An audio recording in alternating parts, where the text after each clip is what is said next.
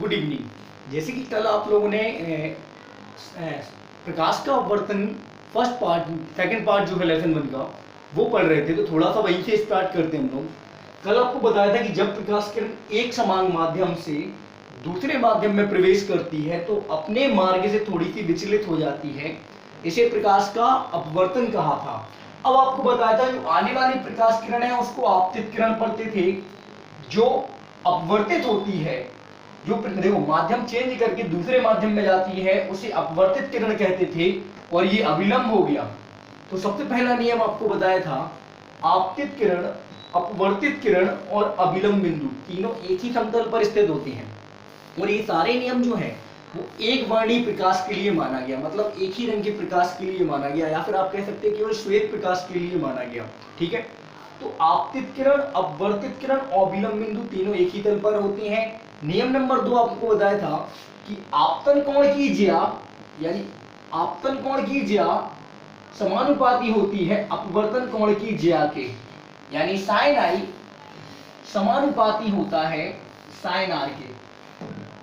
ये नियम आपको बताया था कि आपतन कोण की ज्या समानुपाती का चिन्ह समानुपाती होती है किसके, साइन आर के। मतलब ये था कि जैसे जैसे आई का मान बढ़ाएंगे वैसे वैसे आर का मान ऑटोमेटिकली क्या होता जाएगा, बढ़ता जाएगा, इसलिए समानुपाती का चिन्ह आया था।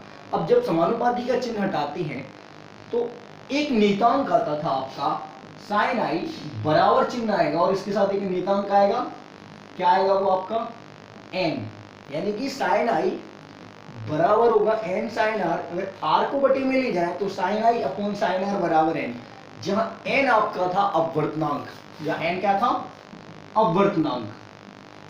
अब यहीं से स्टार्ट करते हैं हम लोग। बात आती है कि एन क्या है। तो जितने भी ठोस द्रव गैसीय पदार्थ हैं उनमें जो विचलन होता है वो सब इस अपवर्तनांक के कारण होता है। अगर किसी का अपवर्तनांक ज्यादा है तो समझ लीजिए उसमें विचलन भी उतना ही ज्यादा होगा, और अगर किसी का अपवर्तनांक कम है तो समझ लीजिए उसका विचलन भी कम होगा। तो आपको बता दें कि कांच का अपवर्तनांक होता है 1.5, एक साधारण कांच का अपवर्तनांक होता है 1.5, और पानी का अपवर्तनांक होता है 1.22 या 33, लगभग इतना होता है 1.33 या 1.32, और वायु का अपवर्तनांक होता है लगभग 1.05 या 005, या आप कह सकते हैं 1। ये वायु का अपवर्तनांक है। ठीक है, तो आपको ये पता होना चाहिए। ठीक है, तो सबसे पहली बात यही आती है, कांच का अपवर्तनांक होता है 1.5, पानी का अपवर्तनांक होता है 1.33, और लगभग ये माना गया कि वायु का अपवर्तनांक 1.005 या 1 माना गया, 1.005 या 1 ऐसा माना गया है, होता अलग है लेकिन ऐसा माना गया। अब आपको एक चीज और बतानी है कि जिस पदार्थ का अपवर्तनांक जितना ज्यादा उतना ही विचलन ज्यादा होता, इसलिए कांच को हम लोग ठोस में लेते हैं, पानी को द्रव में लेते हैं, पानी को क्या में लेते हैं, और वायु को गैसीय पदार्थ के रूप में लिया जाता है, सबसे ज्यादा अपवर्तनांक हीरे का होता है, ये भी आपको ध्यान में रखना होता है। हीरे का अपवर्तनांक 2.44 या 43 के समथिंग होता है, ध्यान रखिएगा, 2.43 या 2.4, तो कहीं कहीं 4 भी होता है, तो ये हीरे का अपवर्तनांक है। तो अब बात आती है अपवर्तनांक क्या है। तो जैसे ही कोई पदार्थ या जैसे ही प्रकाश किरण किसी माध्यम में प्रवेश करती है तो विचलन होता है। अब ये चीज निर्भर करती है किस पे, माध्यम पे और उसके अपवर्तनांक पे, किस प्रकार का माध्यम है, ठोस है, और फिर उसके बाद देखा जाएगा किस प्रकार का अपवर्तनांक है। अब आपको यहाँ पे पढ़ना पड़ेगा अपवर्तनांक के प्रकार।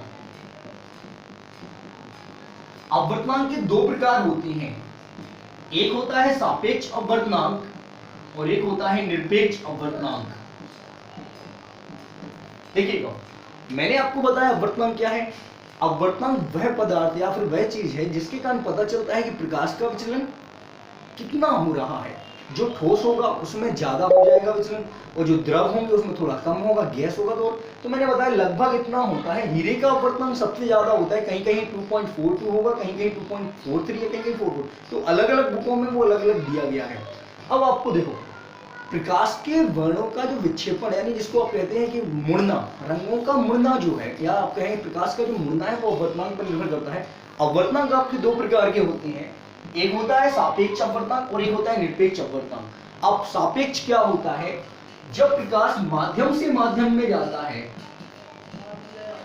माध्यम से अन्य माध्यम में जाता है, तो ऐसी स्थिति में आपका सापेक्ष अपवर्तनांक पढ़ा जाता है। ध्यान रखिएगा, जब माध्यम से माध्यम में मतलब ठोस से द्रव में जाए या द्रव से ठोस में जाए या द्रव से गैस में या गैस से द्रव में या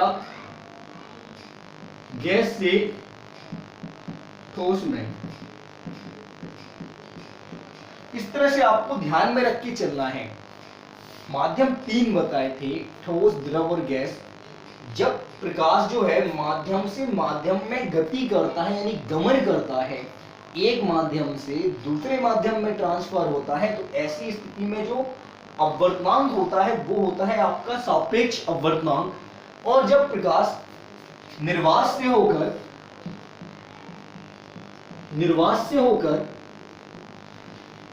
ठोस में जाए, निर्वात से होकर ठोस में जाए, निर्वात से होकर ठोस में जाए या निर्वात से होकर द्रव में जाए या निर्वात से होकर गैस में जाए यानी वायु में जाए।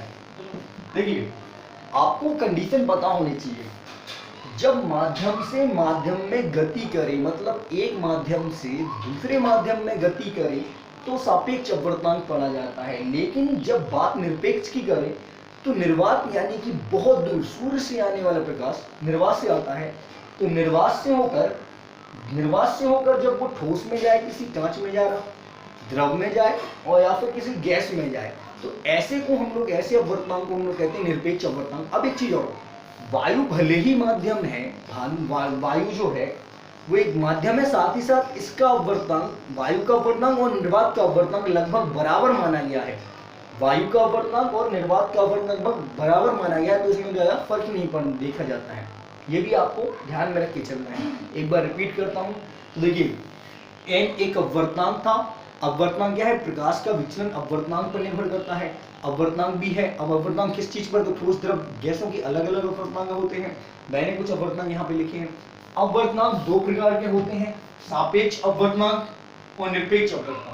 सापेक्ष में क्या होता है, जब प्रकाश माध्यम से माध्यम में गति करता है, मतलब ठोस से द्रव में या द्रव से ठोस में, किसी भी माध्यम से माध्यम में प्रवेश करे, तो ये माध्यम से माध्यम में गति करे तो सापेक्ष है। निरपेक्ष क्या होता है, तो जब प्रकाश निर्वात से होकर किसी एक माध्यम में गति करे, निर्वात से या तो गैस में जा रहा हो, निर्वात से या तो द्रव में जा रहा हो, निर्वात से या तो ठोसों में जा रहा हूं, मतलब अलग अलग रूप से, तो ऐसे माध्यमों में निर्वात से सीधा जब गमन करता है एक माध्यम में, तो हम कहेंगे इसे निरपेक्ष अपवर्तनांक। अब आगे देखिए थोड़ा सा इसके बारे में।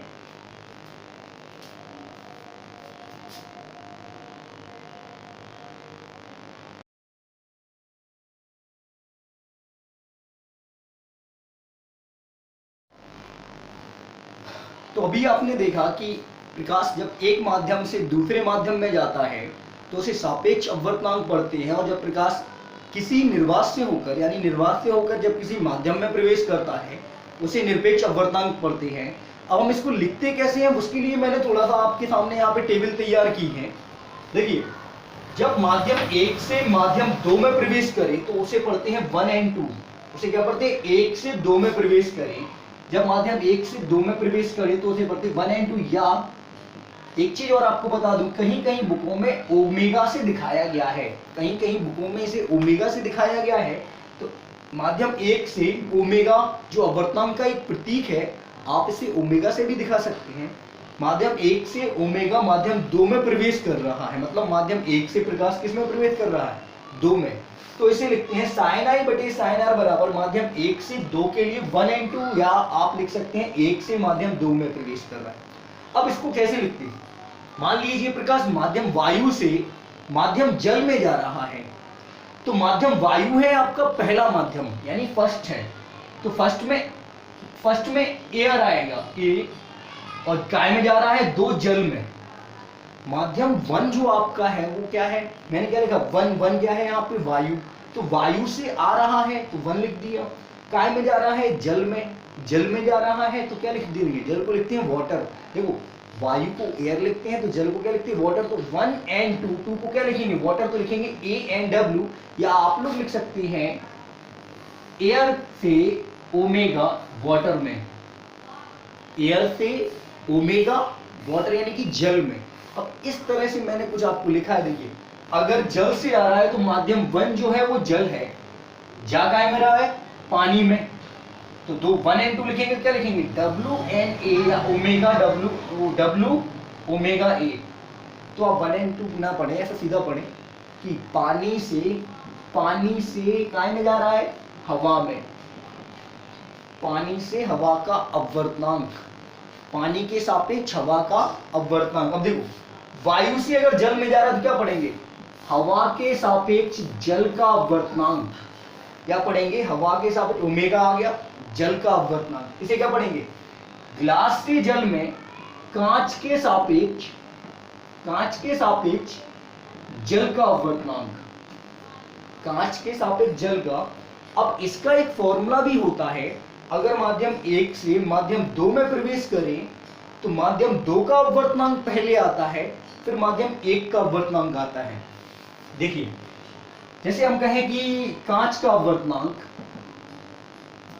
आपका होता है 3/2 और पानी का अपवर्तनांक होता है 4/3। देखो कांच का अपवर्तनांक होता है 3/2, पानी का अपवर्तनांक होता है 4/3। अब अगर कोई प्रकाशित किरण कांच से पानी में जाती है, तो ग्लास से वाटर में जा रही है, ग्लास को यानी कि कांच बोलते हैं इंग्लिश में ग्लास, तो ग्लास यानी कि कांच से काय में जा रही है वाटर में, तो हम क्या लिखेंगे, पहले देखो ये माध्यम 1 है, ये माध्यम 2 है, तो काय से काय में जा रही है, कांच से पानी में, तो पहले 2 वाले का आएगा यानी कि 4/3, फिर 1 वाले का आएगा यानी कि 3/2। अब 1 4 का गुणा करेंगे और 2 3 का, तो आपका आंसर मिलेगा लगभग 0.88। इस तरह से आपको फॉर्मूला। अब इसी प्रकार से निरपेक्ष अपवर्तनांक का भी सूत्र होता है, वो भी आपको समझना पड़ेगा। देखिए निरपेक्ष को सीधा लिखते हैं ओमेगा जी, यानी कांच का निरपेक्ष अपवर्तनांक। आप ऐसे भी लिख दो एन जी, तो ये भी वही है, कांच का निरपेक्ष अपवर्तनांक। आप लिख सकते हैं एन डब्ल्यू या ओमेगा डब्ल्यू, आप लिख सकते हैं एन ए यानी कि हवा का निरपेक्ष अपवर्तनांक, या ओमेगा ए। अब देखिए यहाँ पे दूसरा कोई माध्यम नहीं आता है, तो डायरेक्ट अगर आप पढ़ने को मिले, जैसे आपको लिख दे कोई एन डब्ल्यू यानी कि पानी का निरपेक्ष अपवर्तनांक, एन डब्ल्यू दूसरा कोई माध्यम होते, क्योंकि निरपेक्ष कोई माध्यम में नहीं लिया गया। आपसे लिखा जाए एन ए यानी हवा का निरपेक्ष अपवर्तनांक, आपसे लिख दिया अगर एन जी, तो आप क्या पढ़ेंगे, कांच का निरपेक्ष अपवर्तनांक। उसका भी सूत्र होता है, कभी अगर अपवर्तनांक निकालना हो तो निर्वात में प्रकाश की चाल, जो आपको मालूम है 3 × 10⁸ मीटर प्रति सेकंड होती है, बटे माध्यम में प्रकाश की चाल, उससे आप किसी भी पदार्थ का निरपेक्ष या आप अपवर्तनांक निकाल सकते हैं। अब आगे देखिए,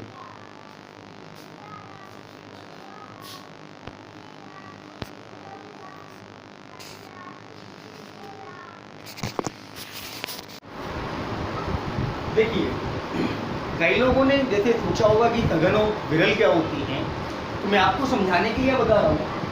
जिस माध्यम में प्रकाश की चाल गमन करने में ज़्यादा टाइम ले, या कहें कि जिस माध्यम में प्रकाश की चाल जो है धीमी हो जाती है, प्रकाश की चाल क्या हो जाती है, धीमी हो जाती है, उसे आप कह सकती हैं सघन माध्यम। उसे आप कह सकते उसे सघन माध्यम कहते हैं। ध्यान रखिए, बात आती सघन विरल माध्यम क्या होते हैं। ये प्रकाशिक माध्यम है, इनमें क्या होता है, जिस माध्यम में प्रकाश की चाल क्या हो जाए, स्लो हो जाए, मतलब आराम से प्रकाश गमन करे, तेजी से ना जा पाए, उसे आप कहते हैं सघन माध्यम। और जिस माध्यम में यानी ऐसे माध्यम में, ऐसा माध्यम जिसमें प्रकाश की चाल थोड़ी धीमी हो जाए उसे सघन माध्यम कहते हैं, और ऐसे माध्यम जिसमें प्रकाश की चाल थोड़ी थोड़ी तेज हो जाए, मतलब तीव्र गति से गतिमान हो प्रकाश, उसे कहते हैं विरल माध्यम। इस प्रकार से माध्यमों में कुछ अपवर्तनांक मैंने बताए थे, ये सारणी आपको पेज नंबर 193 पे मिल जाएगी, ये आप जरूर पढ़ें क्योंकि इसमें से क्वेश्चन बनते हैं। वायु का अपवर्तनांक होता है 1.003, बर्फ का होता है 1.31, जल का होता है 1.33, एल्कोहल का होता है 1.36, मिट्टी के तेल का 1.44, कांच का होता है 1.52, और भी बीच में दिए हैं, लेकिन मैंने लास्ट वाला लिखा हीरे का अपवर्तनांक 1.42 होता है। अब आपको थोड़ा सा क्वेश्चन करा रहा हूं, देखिए पेज नंबर 194 पे है। पहला क्वेश्चन है, वायु में गमन करती एक प्रकाश किरण तिरछी जाती है। वायु में प्रकाश किरण जो है जल में प्रवेश करती है, तिरछी जाती है, क्या प्रकाश किरण अभिलंब की ओर झुकेगी कि दूर हटेगी, बताइए। देखिए तो पहले ये दिया वायु से जल में जा रही है, तो मैंने आपको बताया था वायु विरल है, जल सघन है, तो दोनों कंडीशन आपको बताई थी। वायु से जल में, तो वायु काय में है विरल में, और जल काय में है सघन में, तो मैंने क्या बताया था कि ये अभिलंब के पास में आ जाएगी, मतलब अभिलंब की ओर झुक जाएगी, अभिलंब की ओर झुक जाती है। कंडीशन 2 है कि क्वेश्चन नंबर 2 है, यदि प्रकाश वायु से अपवर्तनांक, कांच का अपवर्तनांक n बराबर 1.5 है, तो कांच में प्रकाश की चाल क्या होगी, जबकि निर्वात में प्रकाश की चाल 3 गुणा 10 की पावर, निर्वात में प्रकाश की चाल दे रहे हैं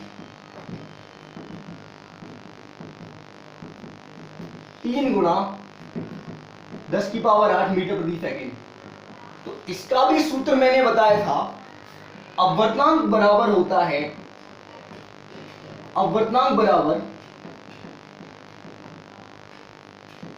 निर्वात में प्रकाश की चाल डॉट डॉट डॉट माध्यम में प्रकाश की चाल। देखिए सूत्र मैंने बताया था, अपवर्तनांक बराबर निर्वात में प्रकाश की चाल माध्यम में प्रकाश की चाल।